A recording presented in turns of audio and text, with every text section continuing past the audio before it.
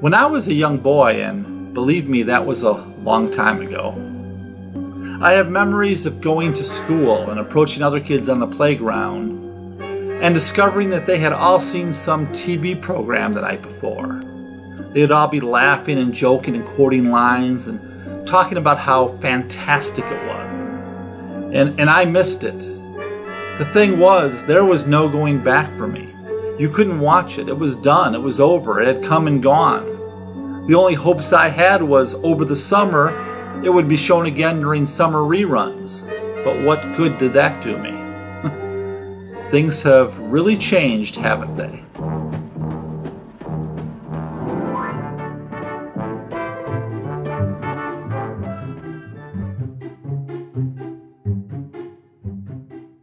Well, hello there, Old Man Kelly here. Jeff to my friends, and you can call me Jeff, you know that. Let me tell you a story. In the year 1968, a film, 2001: A Space Odyssey, was released. I was 7 years old at the time, so of course I never saw it in theaters. Over the years, I heard stories about this amazing film, especially how college students would take LSD before viewing it.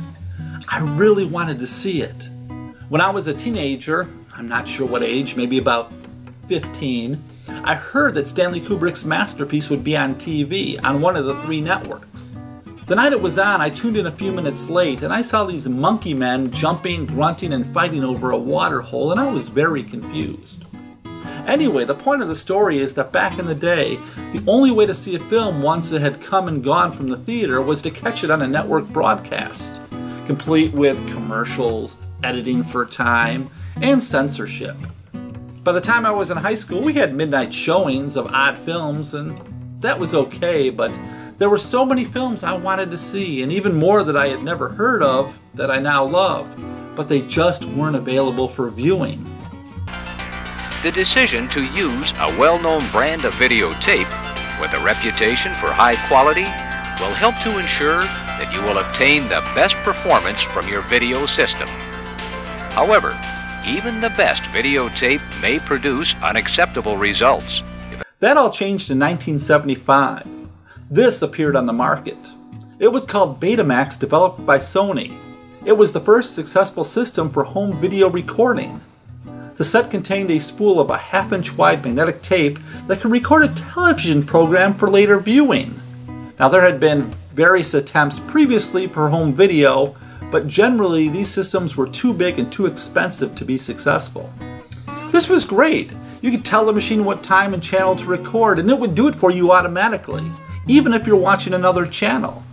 Now, to you youngsters who grew up with DVRs and streaming and all that, you might not think this is a big deal, but back in the mid-70s, this was huge. But Betamax had a problem. You see, the film industry had been making full-length motion pictures for 60 years, but to their frustration, once a film had finished its theatrical run, it would sit in a vault collecting dust. Paramount, 20th Century Fox, Warner Brothers, MGM, and all the rest had a ton of product with no market. Betamax and videotape seemed like the answer. Now Hollywood could dust off all those old classics and release them for home viewing. But the original Betamax tapes could only record 60 minutes of video. The film industry wanted to put a whole movie on one cassette, and Sony didn't seem really interested in creating a longer tape. There was a hole in the market, and somebody needed to come along and fill that hole. Welcome the Victor Company of Japan, or JVC as it's known, to the home video market. In 1976, they introduced the Video Home System, or VHS. This started a short videotape format war. Now, the picture quality of Beta was slightly better than that of VHS, but the VHS system could hold up to 2 hours, perfect for most films. And the name of the tapes made more sense with VHS. I mean, a 60-minute Beta tape was called an L500. What does that mean? A 2-hour VHS tape was called a T120. 120 being the total amount of minutes the tape could record. That made sense. In the current home video market, 2 major competing recording formats are the most popular. They are Sony's Betamax system and the VHS system from Japan Victor Company, JVC. Because of the relative similarities and the perceived advantages and disadvantages of the two formats, the consumer considering the purchase of a video recorder is presented with a difficult decision. Another factor might have been the price. You see, Sony kept Beta to themselves. They were the only manufacturer, so prices were always up there. JVC licensed VHS to anybody who wanted to make them, so prices fell dramatically. And I should say I'm not quite sure how the adult film industry fits into all this, like it did in the Blu-ray HD DVD war. Some say it had a big effect, some say not so much, but the bottom line is VHS won. Now they'd still make beta tapes through March of 2016 before they were discontinued, which I find amazing, but I was always a VHS person.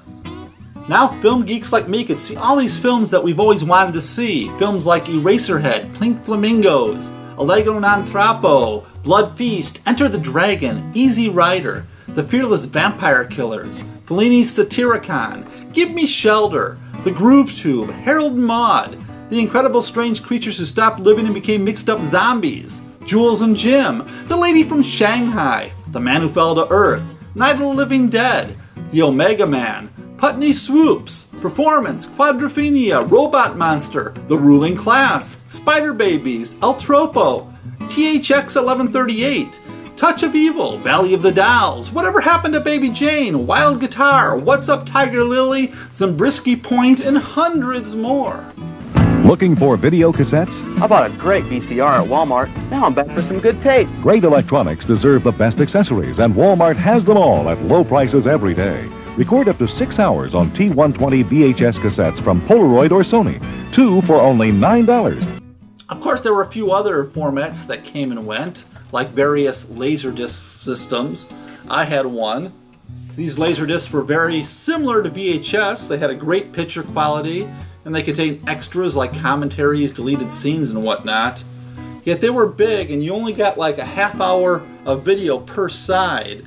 So to watch a whole film, you had to watch one side, flip it over, put a second disc in, watch one side, flip it over. So, you know, it was sort of a pain in the butt. Of course, DVDs slowly replaced magnetic tape and laser discs, and streaming and Blu-rays slowly are killing DVDs. And streaming, well, that's another story for another day. Also part of the story is cable TV, which was happening at the same time, but this little history lesson is about physical media. Because someday physical media will be a thing of the past, and personally I like having something I could hold in my hands, but I'm old and have old-fashioned ways. Anything that interferes with the precision involved in the magnetic recording process will affect the quality of the reproduced video image. This is the basis of video irregularities. So let's talk about some problems we had with VHS tapes. The big one, of course, was they had to be rewound. You see, inside a cassette there are 2 spools. The tape travels from one spool to the other spool as you watch it, and once you got done watching it, you had to bring all the tape back to this spool, and you did that by rewinding. Now, at the height of the videotape revolution, we had videotape rental stores. They would rent movies to consumers. It started with little mom-and-pop stores, and eventually it led to these huge blockbuster stores. They would encourage renters to rewind their tapes before they returned them to the store. They would even put stickers on saying, "Be kind, rewind." And some would even charge like 50 cents if you didn't rewind it.